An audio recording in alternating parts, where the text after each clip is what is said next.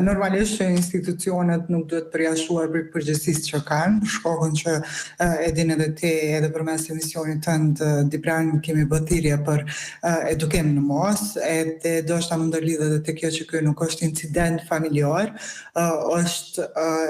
ne duhet në fakt ta thrasim këtë femicid, është vrasje e bazuar në gjini, edhe është si rezultati një kulture ku burrat e ndjejnë veten pronar të grave dhe vajzave dhe ku kontrolli, pushtrimit dhe dhuna justifikohen nga shoqëria dhe neglizhohen nga institucionet.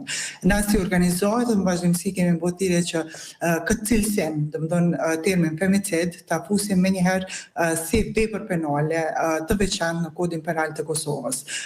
Domethënë ndëshkimi normalisht është ndëshkimi maksimal për autorin pas një licencë të dënimit, kurse ato të tjera se cili ka qenë motivi, na po e dim që motivi vije domethënë nga një kulturë dhënshme të cilën e kemi ushqyer në shoqërinë tonë, sidomos kur bëhet fjalë për gratë dhe vajzat në Kosovë.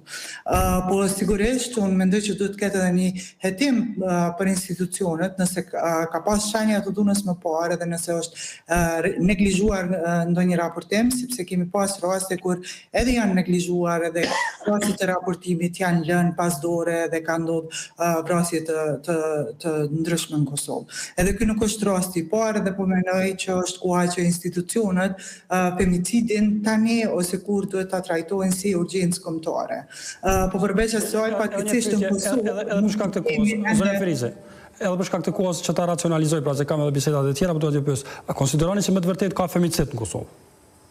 Normalisht që ka femicid në Kosovë, na po e shohim që çdo vit po e kemi nga një grua të vrarë ose 2 ose 3. Fatkeqësisht edhe kjo është krejtësisht bazuar në gjini. Dhe përgjegjësia institucionale ku është këtu pra në këtë rast? Pra thoni se duhet përfshihet në kod penal një gjë e tillë?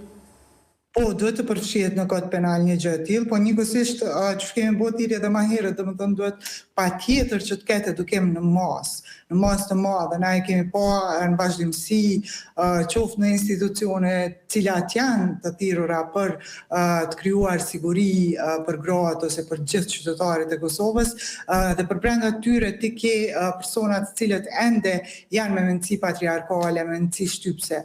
Jo vetëm në institucione, jo vetëm në institucionet të sigurisë në fakt, po edhe në institucionet të edukimit.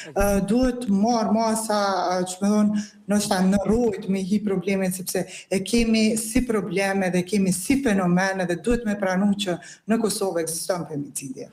Zona Ferize, falenderoj shumë për kohën. Edhe me problem. Zona Ferize, shumë falenderit për kohën tua që gjetë lidhëshë drejt për drejt me ne.